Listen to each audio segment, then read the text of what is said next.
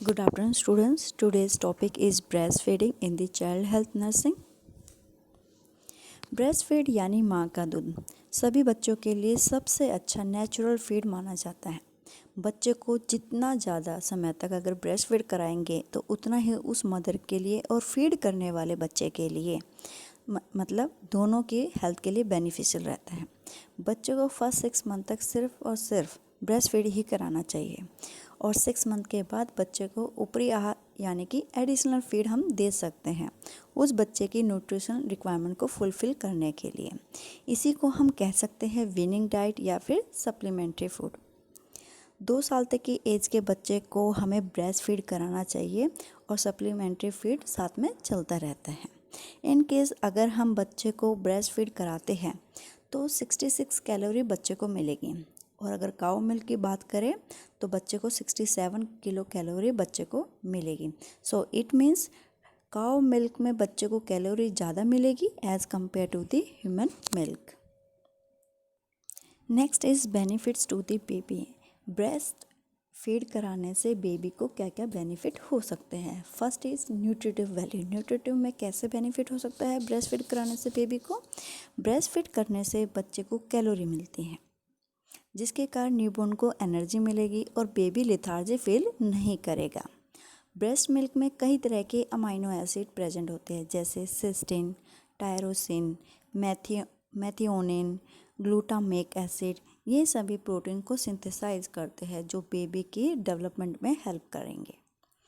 अगर हम बेबी को 100 ml अगर हम ह्यूमन मिल्क देते हैं तो बेबी को उसमें 66 कैलोरी मिलती है। अगर बच्चा 6 महीने से कम होता है तो डेली रिक्वायरमेंट बेबी की कितनी होगी 110 से लेके 120 किलो कैलोरी पर केजी पर डे के हिसाब से बच्चे की रिक्वायरमेंट होती है। अगर बच्चा 1 साल का है तो बच्चे की पर डे के हिसाब से कितनी कैलोरी की रिक्वायरमेंट होगी 95 से लेके 110 किलो कैलोरी पर केजी पर डे के हिसाब से बच्चे की रिक्वायरमेंट होती है। और जो लैक्टेटिंग मदर्स होती है वो कॉन्ट्रासेप्टिव्स डिलीवरी के 3 महीने के बाद ले सकती हैं और जो नॉन लैक्टेटिंग मदर्स होती हैं डिलीवरी के बाद 3rd वीक में कॉन्ट्रासेप्टिव स्टार्ट कर सकते हैं। Next protective value. बेबी को ब्रेस्ट फीड कैसे प्रोटेक्ट करके रखते हैं।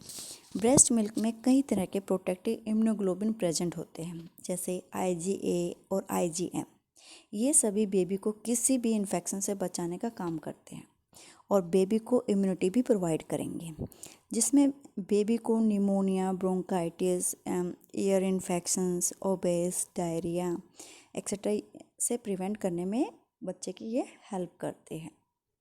Next is psychological benefits. Psychological benefits कैसे हो सकता है बेबी को ब्रेस्ट फीड कराने से।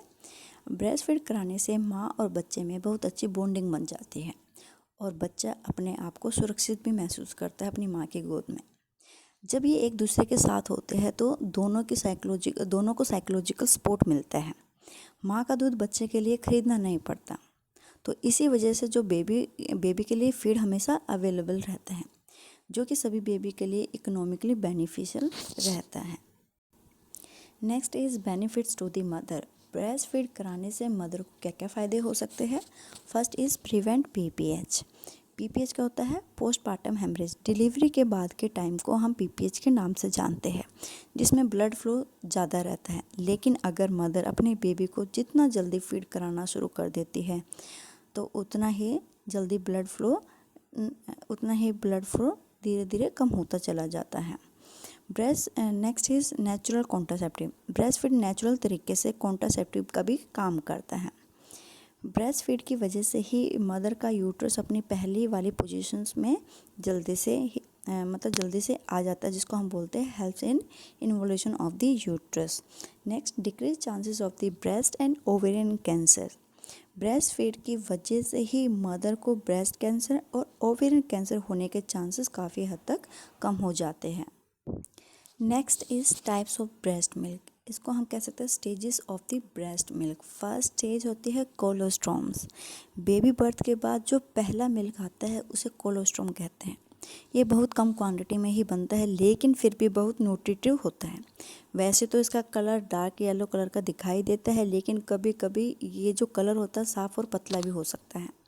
कोलोस्ट्रॉम में बीटा कैरोटीन की क्वांटिटी ज़्यादा होने के कारण ही इसका कलर डार्क येलो होता है। डिलीवरी के बाद कम से कम 2 से 3 दिन तक तो कोलोस्ट्रॉम सिक्रेट होता है। नेक्स्ट है ट्रांजिशनल मिल्क। ट्रांजिशनल मिल्क में क्या होता है, कोलोस्ट्रॉम के बाद ब्रेस्ट में ज़्यादा मिल्क बनने लगता है और ट्रांजिशनल मिल्क बनना शुरू हो जाता है और कार्बोहाइड्रेट के साथ फैट को भी कंटेन करता है। ट्रांजिशनल पीरियड के इन 2 हफ्तों में ब्रेस्ट मिल्क का कलर डार्क येलो से वाइट कलर होने लगता है। Next is mature milk. Mature milk में क्या होता है, अप्रोक्सीमेटली 2 वीक के बाद जो मदर का शरीर होता है मैच्योर मिल्क के स्टेज पर पहुंचता है और मैच्योर ब्रेस्ट मिल्क का कलर इस बात पर डिपेंड करता है कि उसमें फैट की क्वांटिटी कितनी है। Next stage is for milk. Breast feed start कराने पर ब्रेस्ट में मैच्योर मिल्क आने लगता है, तब ये पतला होता है और इसमें फ़ैट कम होता चला जाता है, जिसे हम फॉर मिल्क के नाम से भी जानते हैं। और ये बिल्कुल पतला दिखाई देने के कारण क्या होता है, इसमें वाटर का कंपोजिशन ज़्यादा हो जाता है। मेन कारण तो इसका यही है जो कि बेबी की थर्स्ट नीड को ये फुलफ़िल करता है। लास्ट स्टेज होती है हिंड मिल्क। ब्रेस्ट फीड करवाते करवाते मिल्क में फ़ैट की क्वांटिटी बढ़ती चली जाती है, जिसके कारण मिल्क क्रीमी होने लग जाता है और उसी के कारण से ये गाढ़ा वाइट और येलो में बदल जाएगा। इसी के कारण बेबी की जो हंगर ड्राइव है वो फुलफिल होने लग जाती है।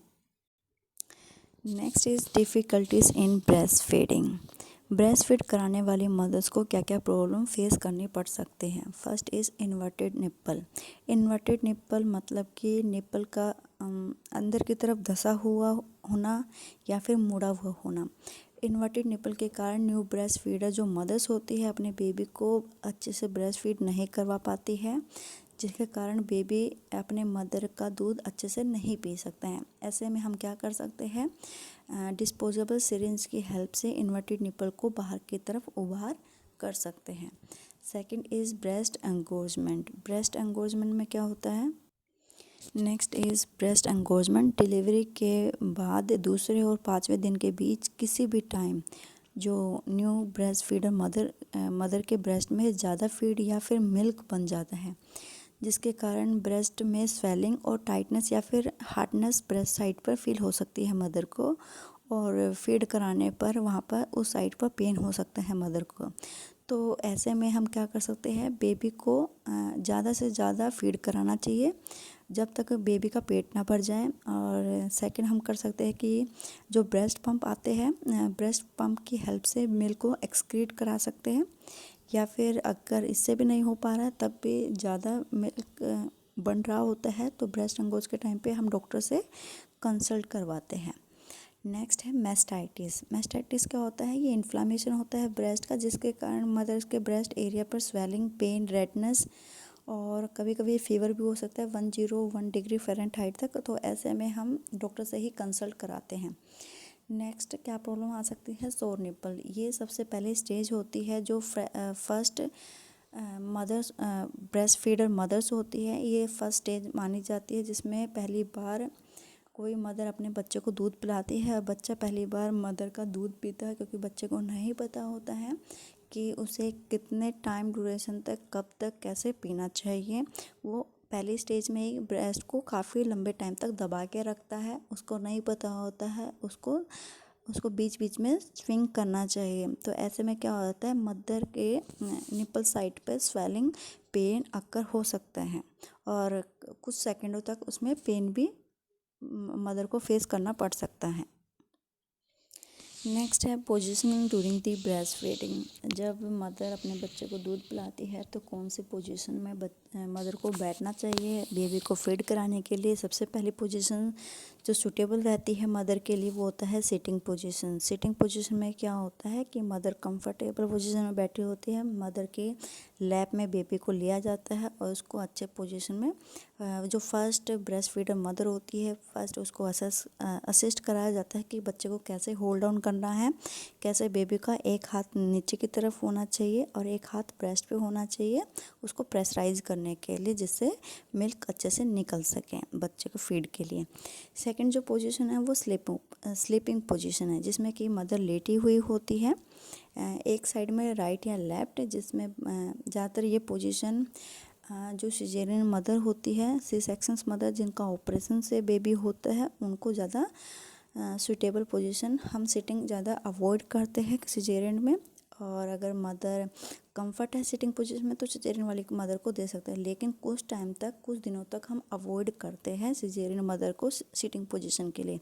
तो सबसे बेस्ट सूटेबल जो सिजेरियन वाली मदर के लिए होता है वो स्लीपिंग पोजीशन होता है।